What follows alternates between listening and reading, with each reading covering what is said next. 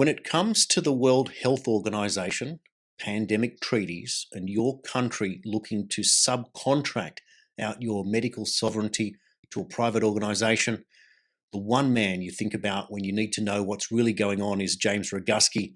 James's website is jamesroguski.substack.com, and he joins me now on the show. James, welcome back.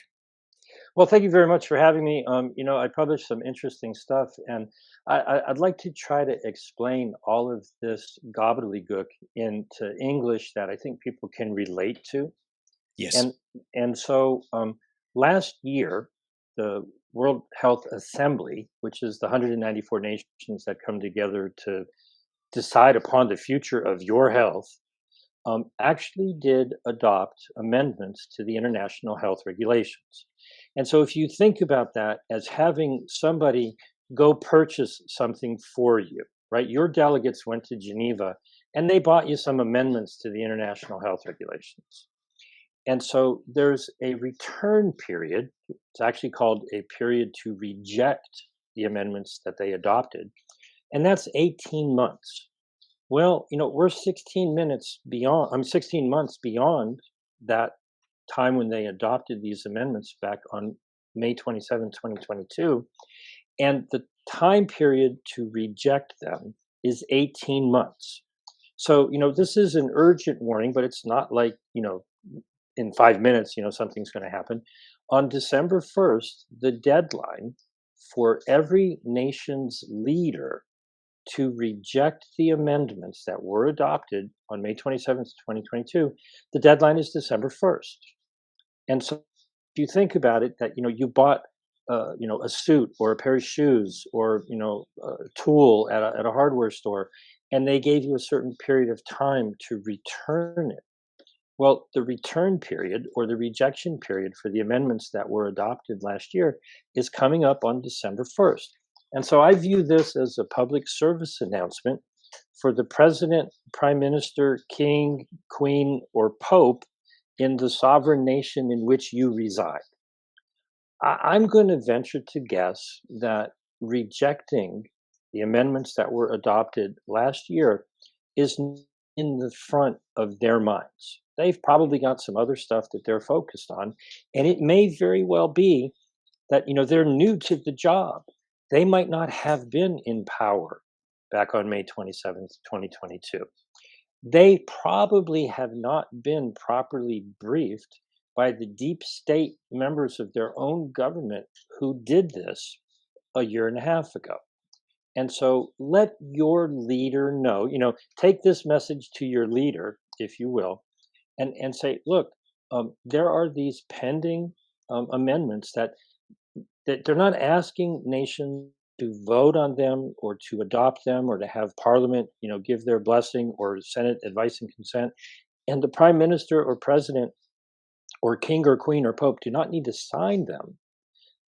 It's assumed with your silence that you're good with this. And so if you're not good with the amendments that were adopted last year, you have to write a letter to the WHO, invoke Article 61, and say, well, thank you very much, but not for our nation.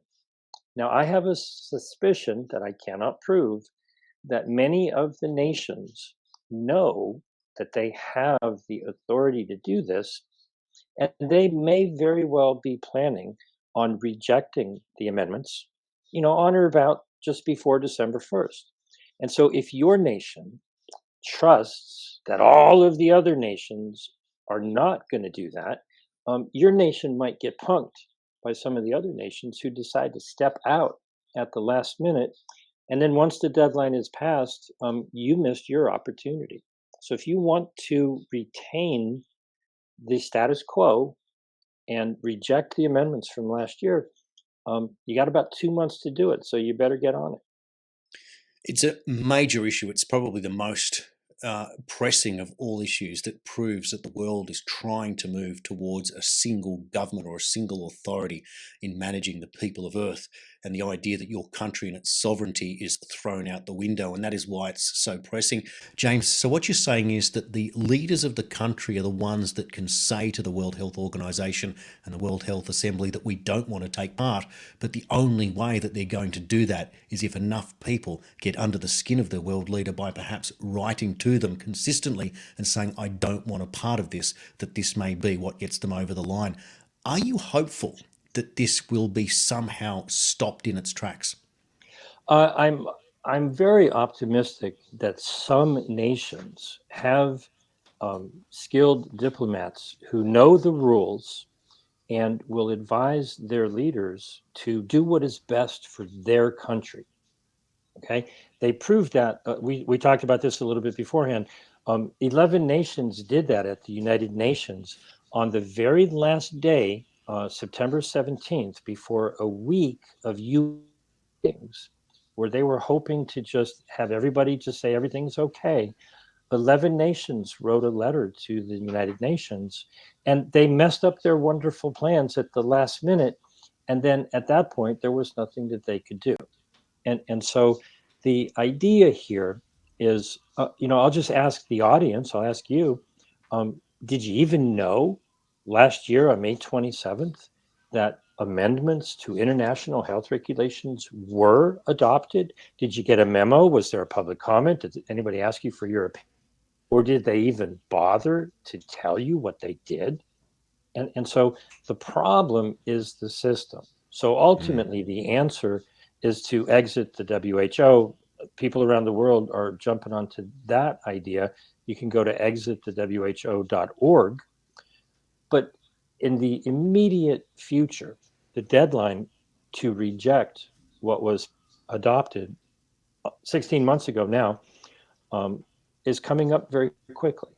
And so step number one is really, take this audio or video clip and share it with everybody you possibly can, because even though I've been talking about this for, the better part of a year, and more and more and more as we're getting closer and closer and closer, I'm going to venture to guess that 99.9999999% of people on the planet have no idea. So step number one is awareness. And so, spread this link, whatever you're listening or watching to, listening to or watching, share this to raise everyone's awareness. And I've put the information on a readily available spot. You can go to stoptheamendments.com. Don't do a search for it. Search engines will take you on a wild goose chase. Just go directly to that domain, stoptheamendments.com. Fantastic. And I recommend that everyone get on to James's Substack. It's jamesroguski.substack.com. James does all his work for free. You can subscribe and you'll get all the latest articles sent directly to your email. And the only way you stop it is through people power and awareness. And James Roguski, you're leading the way. Thanks for your time today on World Series News. Thank you very much.